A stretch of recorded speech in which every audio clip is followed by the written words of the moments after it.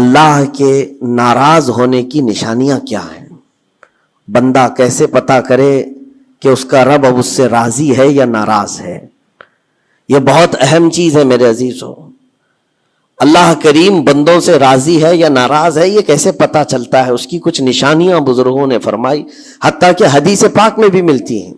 رسول کریم صلی اللہ علیہ وسلم سے بھی پوچھا گیا، اور پھر مولا علی کرم اللہ وجہہ الکریم کے اقوال بھی ہیں.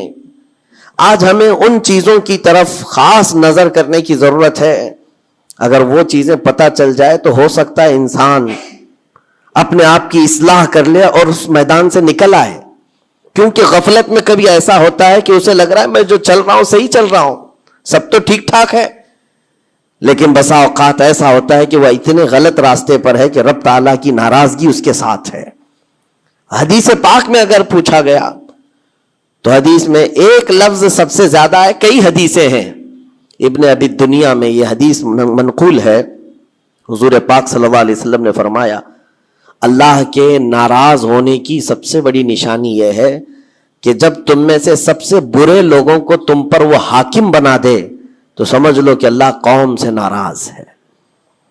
برے لوگ، آج تو یہ تو لوگوں میں زبان زد ہو گیا ہے جملہ کہ حاکم جو ہوتے ہیں وہ گنڈے ہوتے ہیں، موالی ہوتے ہیں، جو سیاست میں جاتے حکومت کرتے ہیں وہ سب کے سب چھٹے ہوئے بدماشوں میں سے آتے ہیں. ایک طرح سے لوگوں میں ایک بات مشہور ہے، اور اس کو تو اب نارملی لیا جا رہا ہے. کوئی اچھا آدمی جاتا بھی ہے تو اس کو پوچھا جاتا ہے تجھے کیا ہو گیا کہ تو اس میدان میں آ گیا. حالانکہ یہ میدان اتنا بدنام ہوا ہے تو اس کو آپ نارملی نہ لیں، بلکہ رسول پاک صلی اللہ علیہ وسلم فرماتے ہیں اللہ کے ناراض ہونے کی یہ نشانی ہے. اور دوسری نشانی فرمایا کہ جب اللہ کریم ناراض ہوتا ہے تو بارشوں کو روک لیتا ہے، بے موسم بارش آنے لگتی ہے. اگر بغیر موسم کے الگ الگ انداز سے بارشیں آنے لگ جائیں تو سمجھ لو کہ رب تبارک و تعالیٰ کی غضب کی نشانی ہے اور اس کے ناراضگی کی نشانی. پھر تیسری چیز اسی حدیث میں یہ فرمایا گیا کہ رب تبارک و تعالیٰ لوگوں کے رزق سے برکت ختم کر دیتا ہے، اس کی ناراضگی کی یہ نشانی ہے. اب برکت ختم ہونے کے طریقے بہت سارے ہیں، اب اس کو میں آپ کو بتاتا ہوں، لیکن مجھے جو بات بہت اہم لگی اور دل پر لگی، مولا علی کرم اللہ وجہہ الکریم ایک بار بیٹھے ہوئے تھے، تسبیح پڑھ رہے تھے. ایک شخص آیا اور بہت بپھرا ہوا تھا، پریشان حال تھا. دروازہ کھٹکھٹایا، اندر آیا. مولا علی کرم اللہ وجہہ الکریم نے پوچھا کیا بات ہے، کیوں اتنا پریشان ہے؟ کہا کہ میں لٹ گیا، اتنا برباد ہو گیا ہوں، میں کیا کروں، مجھے کچھ سمجھ میں نہیں آتا. یہ کئی لوگوں کی زندگی میں چلتی ہوئی بات میں آپ کے سامنے رکھ رہا ہوں. آج سے 14 صدی پہلے یہی سیم مسئلہ لے کر کے آیا جو آج بہتوں کے ساتھ یہ چل رہا ہے. پوچھا آپ نے کیا ہوا ہے؟ کہا اچھا خاصا میرا بزنس چلتا تھا، اچانک رک گیا. اچھی خاصی تجارت تھی، مال بہت آتا تھا، سب اچانک بند ہو گیا. اب تو پوزیشن یہ، حال یہ ہے کہ جس چیز میں ہاتھ لگاتا ہوں نقصان ہی ہوتا ہے. اور اس نے یہ بھی کہا کہ اگر میں سونے کو بھی ہاتھ لگاؤں تو ایسا لگتا ہے مٹی بن جائے گی. ساری چیزیں ختم ہو گئی ہیں. وہ رویا جا رہا تھا اور کہا کہ مجھے اس کا سبب نہیں پتا ہے، کیا ہو رہا ہے کیا نہیں ہے.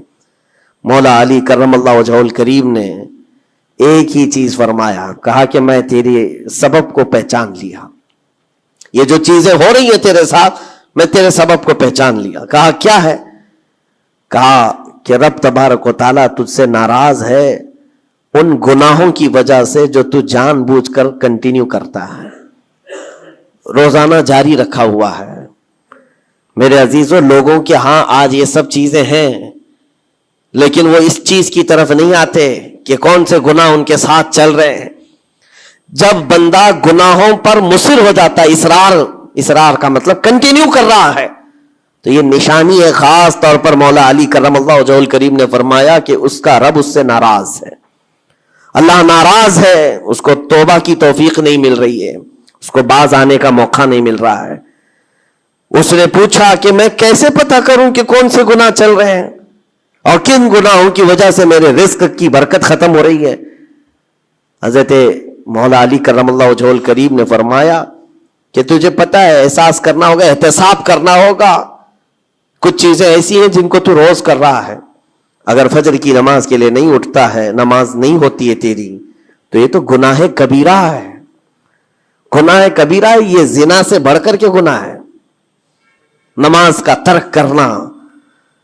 تو یہ اگر تیری زندگی میں کنٹینیو جاری ہے تو گویا کہ تو حرام پر حرام، کبیرہ پر کبیرہ کرتا ہوا اس قدر اصرار کرتا جا رہا ہے، تو تیرے رزق کی برکت کہاں رہے گی؟ ختم ہو جائے گی۔ تیرے دل کے اندر اللہ تعالیٰ نے سختی پیدا کر دی ہے۔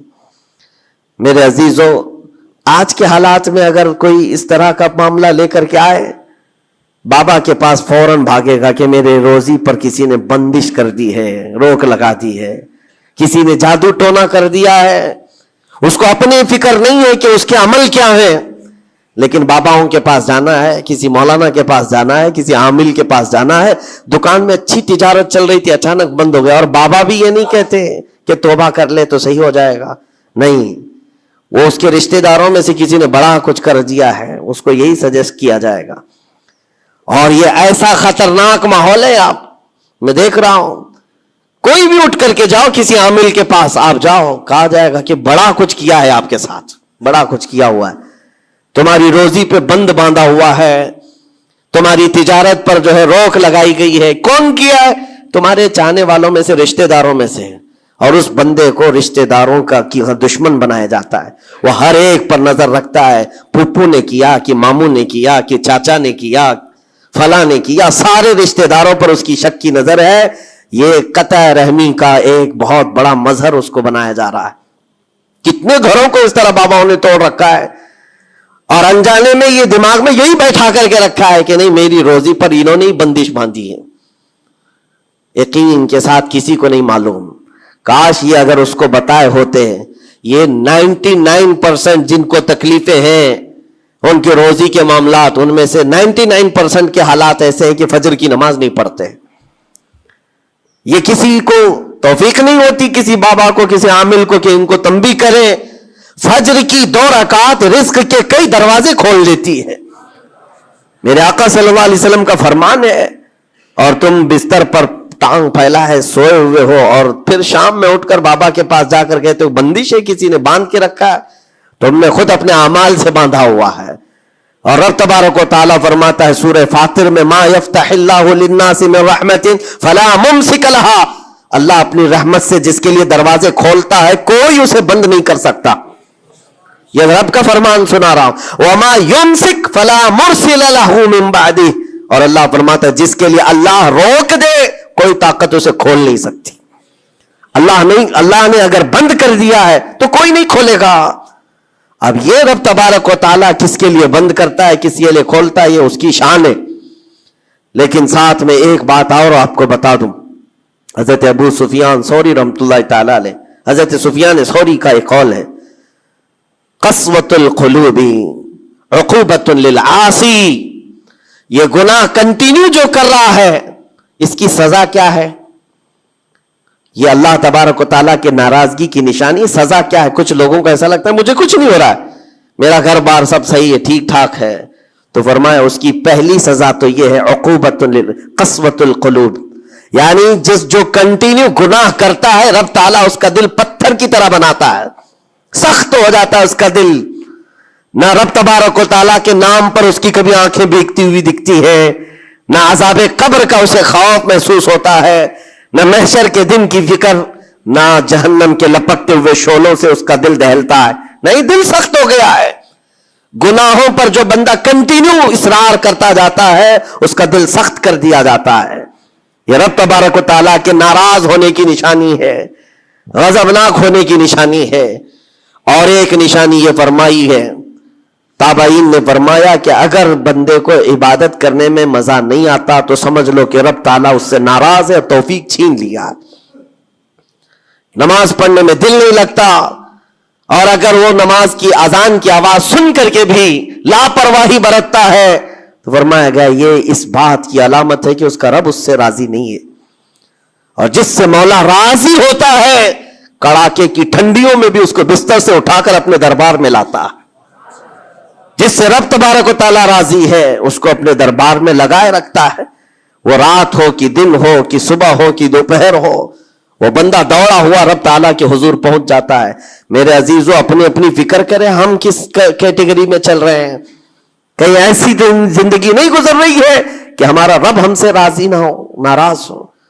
پھر پوچھا گیا کہ اگر اللہ تبارک و تعالیٰ ناراض ہے تو پھر دولت کی ریل پیل گھر بار ساری چیزیں ہیں. فرمائے یہ بھی ایک نشانی اللہ کی ناراضگی کی کہ گناہ کنٹینیو ہونے کے باوجود اگر تمہارے مال میں کمی نہیں آ رہی ہے, روزانہ بڑھتا جا رہا ہے, تو خوف کھاؤ کہ اللہ بڑے عذاب کا تمہارے لیے تیاری فرما رہا ہے. آخرت میں تمہارا کوئی حصہ نہیں ہوگا, سب کچھ دنیا میں دے دیا جائے گا اور تمہارے لیے بڑے عذاب کی تیاری ہو رہی ہے. اگر گناہوں کی وجہ سے پکڑ نہیں ہوئی اور تمہارا مال اور یہ ساری چیزیں چل رہی ہیں تو یہ اس بات کی علامت ہے کہ بڑے عذاب کی تیاری ہے.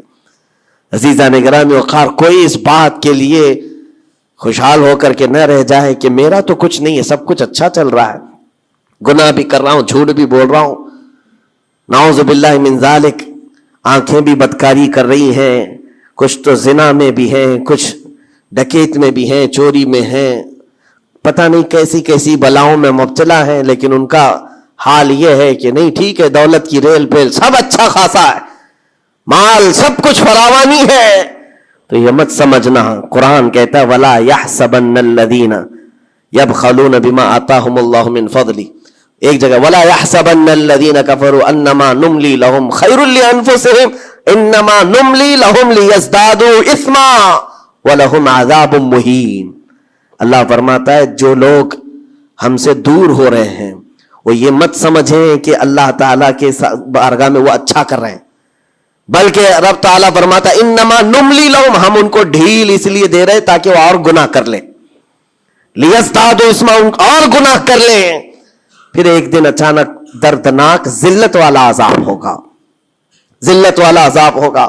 قرآن پاک میں رب تعالیٰ فرماتا وَلَا تَكُونُوا كَالَّذِينَ نَسُوا اللَّهَ فَأَنسَاهُمْ أَنفُسَهُمْ, تم ان لوگوں کی طرح مت ہونا جو اللہ کو بھول گئے. جو عبادت سے دور ہوتا ہے یہ اللہ کے غضب کی نشانی ہے, اللہ اس سے ناراض ہے. اگر عبادات میں نہیں آ پا رہا ہے, نمازیں اس کی کمپلیٹ نہیں ہو رہی ہیں, تو اللہ ناراض ہے اس سے. اور قرآن میں رب تعالیٰ فرماتا ہے, یہ سورہ حشر کی آخری آیتوں میں سے ہے, مشہور آیت, وَلَا تَكُونُوا كَالَّذِينَ نَسُوا اللَّهَ, جو اللہ کو بھول گئے تھے ویسے مت بنو, ورنہ کیا ہوگا. رب فرماتا فَأَنسَاهُمْ أَنفُسَهُمْ, اللہ ان کو خود اپنے آپ کو بھلا دے گا. یعنی تمہیں ایسا بنا دیا جائے گا کہ تم کو خود یاد نہیں ہوگا تم کون ہو, بھول جاؤ گے. قیامت کے دن بھی ایسے بہت ہوں گے جن کو خود پتا نہیں ہوگا کہ کیا تھے, بلکہ مرنے کے وقت بھی کئی لوگ اپنا نام تک بھول جاتے ہیں. ان سے پوچھا جائے, اسی لیے تو کلمہ پڑھنے کی تلقین کی جاتی ہے کہ آپ وہاں بیٹھ کر کے کلمہ پڑھتے رہو, ورنہ وہ بھولتا چلا جائے گا, بھولتا چلا جائے گا. ایسی کیفیت میں آتا ہے بندہ کہ وہ خود اپنے آپ کو بھول جاتا ہے. اور رب تعالیٰ فرماتا ہے کہ جن لوگوں نے اللہ کو بھلا دیا, اللہ ان کو بھلا دے گا خود کا, ان کی ذات ایسی بن جائے گی کہ وہ خود اپنے آپ کو بھول چکے ہوں گے. عزیزان گرامی وقار, جو نشانیاں بتائی گئی ہیں ان کو چن چن کر کے دیکھو, کہیں میری زندگی میں آ تو نہیں گئی ہیں. دل کا سخت ہونا یہ بہت بڑی علامت ہے. اور دل سخت ہے یہ کیسے پتا چلے؟ فرمایا گیا کہ مسجد میں اگر زیادہ دیر بیٹھنے کی خواہش نہیں ہوتی ہے تو دل کالا ہے. اگر قرآن پڑھنے میں دل نہیں لگتا ہے تو دل سخت ہو چکا ہے. اٹھاؤ قرآن ہاتھ میں, دیکھو کتنی دیر پڑھ سکتے ہو, اور موبائل کو گھنٹوں چلا سکتے ہو. موبائل کی اسکرین پر تم آنکھیں جمائے بیٹھے رہتے ہو, جبکہ اسی موبائل میں قرآن بھی ہے لیکن وہ کھلتا نہیں ہے.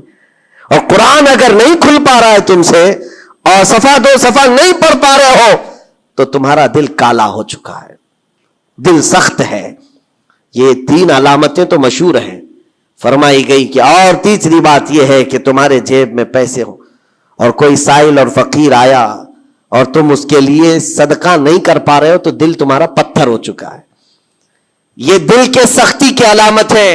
اور قسوۃ القلوب عقوبۃ للعاصی, یہ کہا گیا ہے دل کا سخت ہونا یہ تو رب کی طرف سے بہت بڑی سزا ہے, بہت بڑی سزا ہے. گنہگار کی سزا یہاں سے شروع ہوتی ہے. اور پھر آپ کو ایسا لگ رہا ہوگا کہ دل سخت ہو گیا ہے تو کیا ہوگا, اس کو ہلکے میں نہ لیں, ہلکے میں نہ لیں. فرمایا گیا کہ جب دل سخت ہو جاتا ہے تو بندہ کفر تک بھی جا سکتا ہے، کفر تک بھی جا سکتا ہے. دل کی سختی اس کو کفر بھی لے جاتی ہے.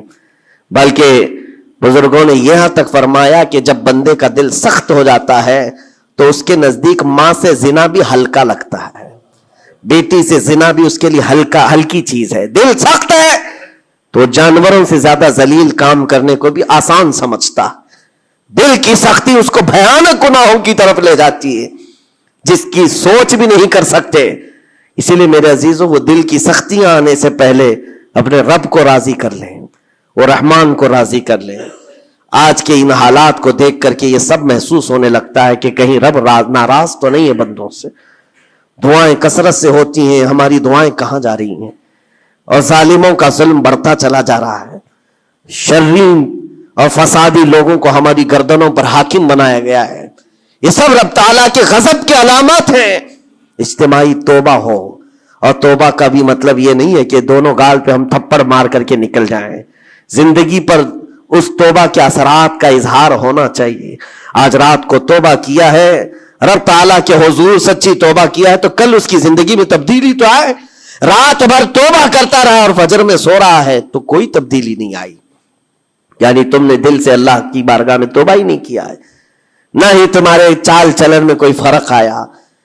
یہ توبہ نہیں ہے. تھپڑ تو 1000 بار مار لو، اس کو توبہ نہیں کہا جاتا. توبہ عزم مصمم کا نام ہے، اور اللہ تبارک و تعالیٰ کو راضی کرنے والی توبہ وہی ہے جو عزم مصمم کے ساتھ ہوتی ہے. جانتے ہو سیدنا عمر فاروق رضی اللہ تعالیٰ عنہ، ان کا دور وہ ایک ایسے رعب و دبدبے کا دور ہے. ایک شخص ایک دکان سے یا گھر سے شراب کی بوتل لیا اور نکلا باہر.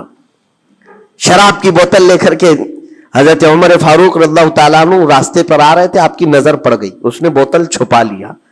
شراب کے ساتھ پکڑا جاتا، ابھی کوڑے بھی مارے جاتے اور ذلیل بھی ہوتا.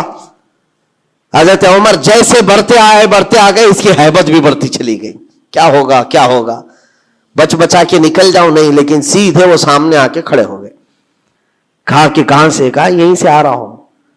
کیا ہے جس کو تم بغل میں چھپائے جا رہے ہو؟ جس چیز کو چھپا رہا تھا اسی چیز کا سوال کیا انہوں نے.